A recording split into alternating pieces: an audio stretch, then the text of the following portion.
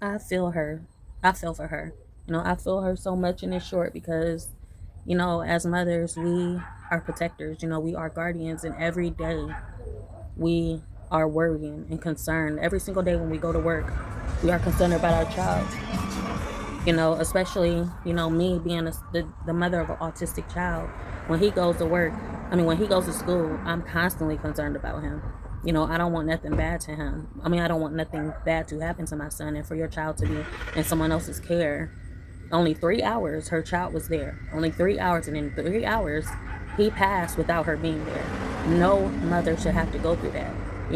We want other people to look out for our children as much as we look out for our own children.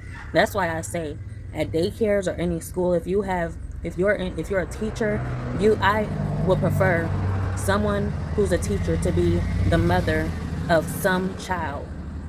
I won't even say adopted children, but I would just say a mother, period. You have to have experience. You have to have that compassion. You have to know what it feels like to lose your child.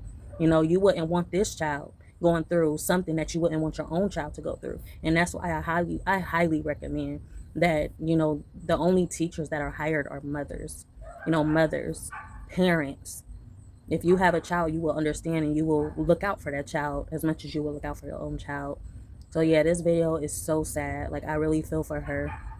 That's an unfortunate situation. And when she said, I just feel like this is a nightmare, this is a dream, and I just want to wake up, I can definitely understand where she's coming from, because you how you having that dream and you're just like, pinch me, pinch me. That's the worst. That's the worst feeling ever, to be standing there awake and alive, but you just want to. It's like you stuck in this part of your mind. You're numb and you're just like, wake me up, wake me up. You ever been in a dream and you can't wake up from that dream?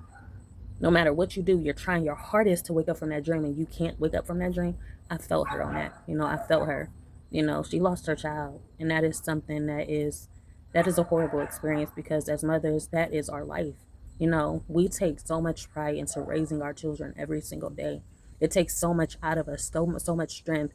It's like working on this project, for the rest of your life. From partially most of your life, you're working on this project, and then all is wasted, all is gone, all this time, all that love I put into this child, and my child is gone. That's my joy. That's my happiness. That's my heart. That's my life. That's mostly of our lifelines. It's a lot of our lifelines, because it's a lot of mothers that just can't, that without their child, they wouldn't be here today. I feel for her. Sad. So, as a mother, I just want to say, always keep always be mindful of your children each and every day. When you're out there, even if you got some time alone by yourself, or your child is at a friend's house, always think about your kids, because all of a sudden you having a good time, and then boom, you get this phone call and something has happened because you wasn't mindful of that child. Sometimes we speak words that we don't mean. Sometimes we say words that we don't mean, and then eventually something comes around and boom, something happened. Be mindful of whatever you say, you know, and just be mindful. A lot of people wish bad things, or they just be saying stuff and then something happens all of a sudden. That's why it's so hard for me to get a job, honestly. Being the mother of an autistic child, it's hard for me to get a job, because every single day I'm thinking, every single day I'm concerned, every single day I'm worrying. And as soon as I think about wanting to get that job, going to get that job, something holds me back. And I'm just like, what's holding me back? You know, what's holding me back? And I think about that, you know, so I don't.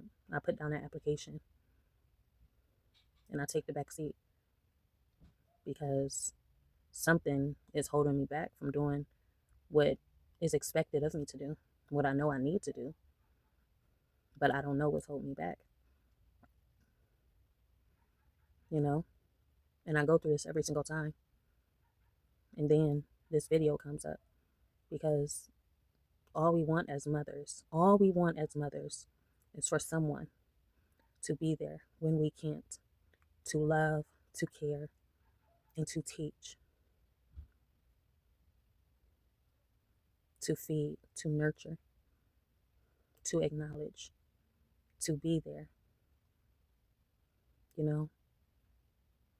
in our position and take care of our children, because just like a soldier going out to fight, just like in Mulan, you know, when she has to go out and do what she has to do for her family, or step in her father's place, she has to go out there and fight. You know, we need somebody to be there when we can't. And this is why we need people in the world to care. Please care, because these is our babies. These is our creations. And we're depending on you to be there when we can't. And that's all a mother could ask, you know? That's all a mother could ask, is for people to start caring. We don't want our children gone, you know? And there's a lot of bad people out here. There's a lot of bad people out here. You know, they want your children gone. You know, they don't want your children to be here. They don't want you to be here. They don't care about you, and they're taking it out on your child. And with these type of people and these type of mindsets, you think we feel like it's okay to send our child to school? We rather homeschool our children if we had the resources, if we had the money. We would rather homeschool our children than to send them out into the world that doesn't care if a baby or a child collapses. We care. And that's a prayer. You know, that's a prayer. That's a prayer even for myself. That when I'm out here working, eventually, I won't have to be so concerned, because I hope that the world will care for my child as you would care for your own child. Or even care for yourself. With that being said, like, comment, subscribe, be notified, share at your own free will to show you care. I'll talk to you next time.